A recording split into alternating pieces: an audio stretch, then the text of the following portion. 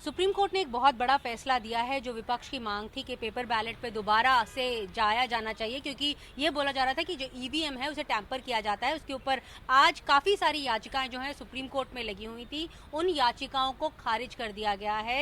ये एक बड़ी बात है। आधार जो है सुप्रीम कोर्ट ने क्या बनाया, उसके बारे में हम अपने जो हमारे इन हाउस कानूनी जानकार हैं आशीष भार्गव, उनसे पूछेंगे कि क्या आधार बनाया कि जो याचिकाएं जो है वो खारिज की गई। जी देखिए, सीधे सीधे आधार ये बनाया है कि सुप्रीम कोर्ट ने हियरिंग में भी बार बार कहा कि सिर्फ संदेह के आधार पर हम कोई भी आदेश जारी नहीं कर सकते, आपको कोई सबूत लाने चाहिए। मीडिया की कुछ रिपोर्ट दिखाई, वो चुनाव आयोग ने झुटला दी। तो यहाँ पर सुप्रीम कोर्ट ने सीधे सीधे सारी जो मांग थी वो ठुकरा दी है। मुख्यतः 4 तरह की मांग थी। पहली ये थी कि 100% मिलान हो ईवीएम और वीवीपीएटी का, जो अभी प्रति विधानसभा 5 बूथ में औचक होता है, उसको 100% करने की मांग कर रहे थे। दूसरी मांग ये थी कि या ये व्यवस्था कर दी जाए कि वोटर को वीवीपीएटी की पैट की स्लिप मिल जाए, वोटर खुद बैलेट पेपर में डाले। तीसरी मांग ये थी कि जो वीवीपैट में जो लाइट जलती है वो सिर्फ 7 सेकंड के लिए ही वोटर देख पाता, आधे वोटर देख नहीं पाते क्योंकि उनको ज्ञान नहीं होता, तो किसको वोट गया वो देख नहीं पाते, तो वो लाइट को ज़्यादा टाइम बढ़ा दे ताकि आराम से वोटर देख सके। चौथी ये थी कि ये सब नहीं कर सकते थे तो बैलेट पेपर पर वापस आ जाए। तो सुप्रीम कोर्ट ने सारी मांगें ये ठुकरा दी हैं। उन्होंने कहा है कि ऐसा कोई चीज़ नहीं होगा। सुप्रीम कोर्ट ने पहले भी कहा था कि कोई गड़बड़ी नहीं पाई गई है 5% में भी, जो 5% जो 5 विधानसभा प्रति विधानसभा बूथ होता है उसमें भी कोई गड़बड़ी नहीं पाई गई, तो हम क्यों इसको आगे बढ़ाएं।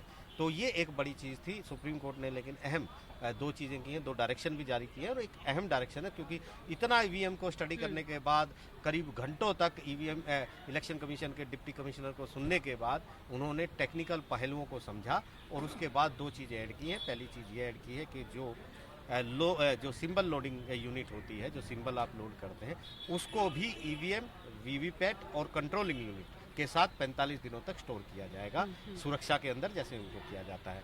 दूसरी चीज़ ये उन्होंने कही है कि अगर किसी भी दूसरे या तीसरे नंबर के उम्मीदवार को लगता है कि परिणाम ठीक नहीं आया है, तो वो एक कोस्ट देकर इलेक्शन कमीशन से 7 दिनों के भीतर आग्रह कर सकता है कि आप अपनी टेक्निकल टीम से, इंजीनियर से इसकी आप जांच करवाइए। तो वो जांच की एक व्यवस्था का एक नया रास्ता सुप्रीम कोर्ट ने खोला है और कहा है लेकिन ये 7 दिन के भीतर होगा, और अगर ईवीएम में गड़बड़ी पाई गई तो वो जो कोस्ट जो लागत ली गई है उम्मीदवार से, वो उसको वापस हो जाएगी, यानी परिणाम भी वापस हो जाएगा अगर गड़बड़ी होगी।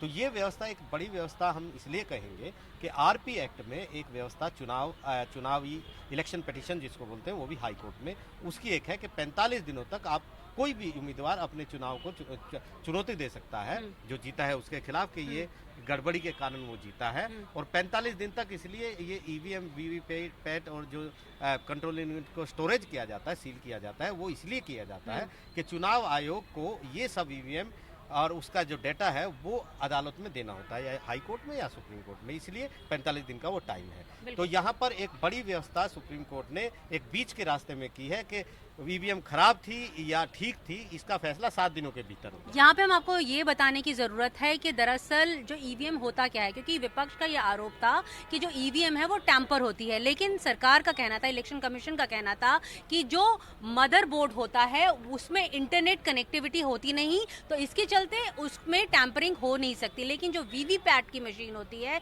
उसमें एक बारी जो एक सॉफ्टवेयर है उसे लोड किया जा सकता है, तो इसके ऊपर विपक्ष का कहना था कि ये जो सॉफ्टवेयर है वो टैंपर किया जाता है, जिसके चलते जो परिणाम आते हैं वो आते हैं। इसके यहाँ पे हम आपको ये भी बताने की जरूरत है कि जो senior deputy election commission Nitish Kumar Vyas, उन्होंने सुप्रीम कोर्ट को बताया था कि जो फंक्शनिंग ऑफ द ईवीएम है उसके चलते जो एक बार प्रोग्राम लोड होता है उसे दोबारा लोड नहीं किया जा सकता, यानी जो विपक्ष का आरोप है कि बार बार जो प्रोग्राम है उसमें गड़बड़ी की जा सकती है, वो ऐसा कहना गलत होगा। ये भी आपको बताने की जरूरत है कि हर एक कॉन्स्टिट्यूएंसी में जो सिंबल लोडिंग यूनिट है वो अलग अलग प्रोग्राम्स फीड करती है, क्योंकि कॉन्स्टिट्यूएंसी ए में जो कैंडिडेट्स खड़े हुए हैं वो कॉन्स्टिट्यूएंसी बी में नहीं खड़े होंगे। कुछ सुझाव जो बारकोड को लेकर आए हैं, वीवीपैट को लेकर आए हैं, उसके बारे में बताइए। देखिए, बहुत सारे लोगों ने यहाँ पे जो याचिकाकर्ता और जो इंटरव्यूनर आए थे उन्होंने सुप्रीम कोर्ट के सामने ये एक सुझाव रखा था कि आप इलेक्शन कमीशन को आदेश दीजिए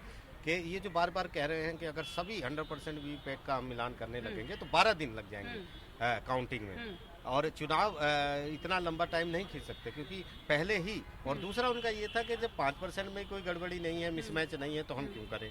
तो यहाँ पर सुप्रीम कोर्ट ने उस समय मना कर दिया था कि हम इसे देखेंगे, लेकिन आज वो डायरेक्शन इसलिए दिया है कि काम जल्दी से हो। उन्होंने कहा कि कोई मशीन का आप इस्तेमाल कर सकते हैं, आप एग्जामिन करिए जो सुझाव याचिकाकर्ता दे रहे हैं कि there will be some bar code, किसी कोई बार कोड हो, वो किसी जो उम्मीदवार है उससे अटैच हो, और जिस तरीके से आप अलग से मिलान करते हैं पर्चियों का, वो उसकी जरूरत ना पड़े, आप बार कोड का सीधा मिलान करें और आपको पता चल जाए कि जिस व्यक्ति ने जिसको वोट डाला है उसी व्यक्ति को वो वोट मिला है, ऐसी एक व्यवस्था बन जाए। तो सुप्रीम कोर्ट ने बोला है कि आप इस सुझाव पर काम करिए, अगर ये फिजिबल है तो आप करिए। ये डायरेक्शन नहीं है, ये सिर्फ सुझाव। 2019 में चंद्रबाबू नायडू ने भी एक पिटीशन जो है वो फाइल की थी, उसके बाद क्या हुआ था आशीष? जी देखिए, ये एक बहुत महत्वपूर्ण सवाल है और इसका महत्वपूर्ण जवाब भी ये है कि सुप्रीम कोर्ट ने परसों जब इस मामले में दोबारा से सुनवाई की थी तो एक बहुत बड़ी बात की थी। उन्होंने कहा था याचिकाकर्ताओं के जब जरूरत पड़ी है तब सुप्रीम कोर्ट ने इस मुद्दे पर दखल दिया है। सुप्रीम कोर्ट ने 2 बार इस मुद्दे पर दखल दिया है। पहले जो वीवीपैट जो आया है वो सुप्रीम कोर्ट के डायरेक्शन पर आया है। सुप्रीम कोर्ट ने ही आदेश दिया था कि हर ईवीएम के साथ एक वीवीपैट होनी चाहिए, वीवीपैट को अनिवार्य किया था। दूसरा सवाल ये, जब चंद्रबाबू नायडू आए थे 2019 में तो उन्होंने चैलेंज किया था कि सिर्फ 2 बूथों को प्रति बूथ जो है हर विधानसभा ये औचक टैली करते हैं, उसको बढ़ाया जाए। तो 2 से 5 जो है वो सुप्रीम कोर्ट ने किया था।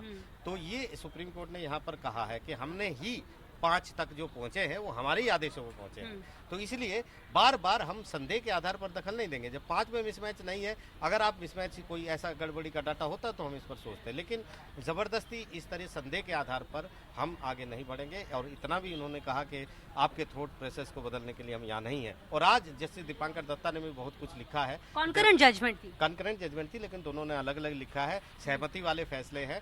दोनों इस बात से सहमत है कि आगे कोई डायरेक्शन देने की जरूरत नहीं है जो मांग रहे हैं।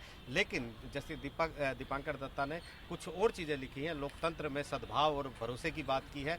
लोकतंत्र के जो स्तंभ है, यानी उस स्तंभ की बात इस समय जो कर रहे हैं वो चुनाव आयोग की कर रहे हैं, क्योंकि वो भी एक संवैधानिक संस्था है जिसमें सुप्रीम कोर्ट ने परसों कहा था कि हम किसी दूसरी संवैधानिक संस्था का स्थान खुद हासिल नहीं कर सकते और ना ही हम चुनाव को नियंत्रित करने वाली कोई अथॉरिटी है। तो एक बड़ा फैसला है और एक उम्मीदवारों के लिए एक बड़ी राहत भी है कि आपको चुनाव आयोग जाकर 45 दिन के भीतर लंबी चौड़ी प्रक्रिया में शामिल होने की जरूरत नहीं। बहुत सारे हमने केस देखे हैं कि चुनाव बीत जाते हैं और उनकी चुनाव को उनकी चुनाव को जो चुनौती दी जाती है वो याचिकाएं चलती रहती हैं, उनका टर्म पूरा हो जाता है। बहुत सारे केस हैं। अभी का भी केस यहाँ अभी चल रहा है, वो अभी फाइनल नहीं हुआ है। ये बताओ, क्योंकि ये अभी जो चुनाव चल रहे हैं, आज 2nd फेज ऑफ पोलिंग हो रही है, तो ये जो आज डायरेक्शन आई है ये इस पे लागू होगी? जी, सब पे लागू होगी, क्योंकि अभी कोई गिनती तो हुई नहीं है। तो अब उन्होंने यही कहा, जो पहले हो चुके हैं और 1 मई के बाद से, क्योंकि वो जानते हैं कि आज भी चुनाव हो रहे हैं, तो 1 मई के बाद से जो भी फेज होंगे उसमें ये व्यवस्था पहले से होगी। क्योंकि अब ये देखना बहुत दिलचस्प होगा कि जो अभी हुए हैं, खासतौर पर जो पिछले हुए थे, उसमें तो वो ईवीएम और सब स्टोरेज हो चुकी होंगी, स्टोर हो चुकी होंगी। तो किस तरीके से एसएलयू होंगी, किस तरीके से वो आगे बढ़ाएंगे, वो थोड़ा सा एक टेक्निकल सवाल है, वो देखना होगा। लेकिन ये डायरेक्शन तो अब लागू होगा सब पर ही, क्योंकि आज से दिया है तो हम मानेंगे कि रेस्ट्रोस्पेक्टिव है, आज से ही लागू होगा। बिल्कुल बिल्कुल। यहाँ पे ये फिर से एक बार हम आपको समझाते हैं कि इलेक्शन कमीशन ने सुप्रीम कोर्ट को क्या कहा था। उन्होंने कहा था कि जो वीवीपैट का जो सॉफ्टवेयर है उसमें 1 टाइम प्रोग्रामेबल होता है, उसे बार बार आप इंस्टॉल नहीं कर सकते या री इंस्टॉल नहीं कर सकते, जैसा विपक्ष आरोप लगा रहा था। यानी जो 3 यूनिट्स होती हैं ईवीएम में, एक बैलेटिंग यूनिट होती है, एक वीवीपैट होती है और एक होती है कंट्रोल यूनिट। ये जो है इन्हें रीप्रोग्राम नहीं किया जा सकता, ऐसा इलेक्शन कमीशन ने जो है वो भरोसा दिलाया था। और जो सिंबल लोडिंग यूनिट है वो बेशक से अलग अलग कॉन्स्टिट्यूएंसी में अलग हो, लेकिन एक बार जब वो लोड हो जाती है दोबारा से नहीं होती। यही वजह है कि आज सुप्रीम कोर्ट की तरफ से ये एक बहुत बड़ा फैसला आया है।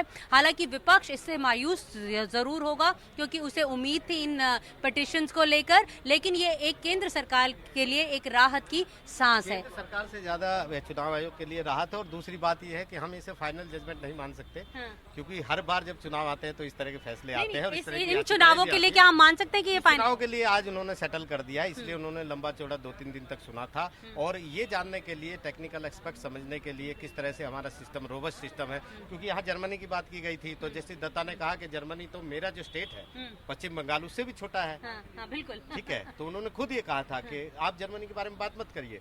जस्टिस संजीव खन्ना ने भी कहा था कि हमारे जो वोटर हैं वो 97 करोड़ है, यूरोप के इतने सारे आधे से ज्यादा कंट्री मिला देंगे तो उतनी जनसंख्या नहीं है, तो आप उनको ये नहीं कर सकते कि आप सिर्फ इसलिए बैलेट पेपर पर वापस चले जाएं क्योंकि वहां पर उन्होंने वापस कर दिया है। तो बहुत सारी चीजें हैं, लेकिन मुझे लगता है कि ईवीएम की लड़ाई इतनी जल्दी थमने वाली नहीं है। पार्टी इधर से उधर हो जाती है, लेकिन ये जो लड़ाइयाँ है ना, ये जितनी बड़ी कानूनी है उससे बड़ी कहीं जाके पॉलिटिकल लड़ाई हमेशा रहती है। तो जैसा कि आशीष बोल रहे हैं, पॉलिटिकल लड़ाई है, ये चलती रहेगी। याद आ रही है नीता कि यूपी का शायद चुनाव था और बीजेपी जीती थी उसमें पहली बार, और इस बार जो पिछले कुछ साल पहले 3 नंबर कोर्ट में मायावती से लेकर कई पार्टियां आई थी। 3 नंबर कोर्ट में जस्टिस चेलामेश्वर हेड कर रहे थे बेंच को, ईवीएम पर सवाल उठाए गए थे। उन्होंने कहा था ये ईवीएम में गड़बड़ी, सारी पार्टी उठाती है तो जस्टिस चेलामेश्वर ने बड़ी अच्छी बात कही थी उसमें। कांग्रेस के बड़े लीडर जो वकील भी हैं वो लोग भी थे, तो उन्होंने कहा कि आपको ये बात नहीं करनी चाहिए क्योंकि आप ही वो पार्टी है जो ईवीएम को इस देश में लेके आए हैं। तो ये जो सवाल है, इस तरह से ईवीएम जब से आई हैं तब से इस तरह की, ईवीएम के बाद वीवीपैट आ गया, पैट से टैली आ गया, टैली से 5 का टैली आ गया, अब 100 की मांग हो रही है, और फिर ये भी मांग है कि ये नहीं कर सकते तो बैलेट पेपर पर तो ये कहना गलत नहीं होगा, जितने भी कानूनों को लेकर जो पिटिशंस कोर्ट में आती हैं वो ज्यादातर कानून, चाहे पीएमएल हो चाहे ये ईवीएम हो, वो लाए कांग्रेस द्वारा ही है। जी बिल्कुल, देखिए बहुत सारी चीजें हैं, बहुत सारे वही लाए हैं, लेकिन इस्तेमाल किसने किया है सबसे बड़ा सवाल है, और किस तरह इस्तेमाल किया। तो ये आखिरी लड़ाई नहीं है, लेकिन बेशक से 2024 के लोकसभा चुनावों के लिए ये माना जा रहा है कि जो आज की रूलिंग है सुप्रीम कोर्ट की, ये फाइनल रूलिंग है। हालांकि कोर्ट में जो है वो हमेशा एक रास्ता जो है वो खुला रहता है। तो आज यूट्यूब में, एनडीटीवी इंडिया के यूट्यूब में आज मेरा और आशीष भार्गव से आज इतना ही। शुक्रिया दोस्तों।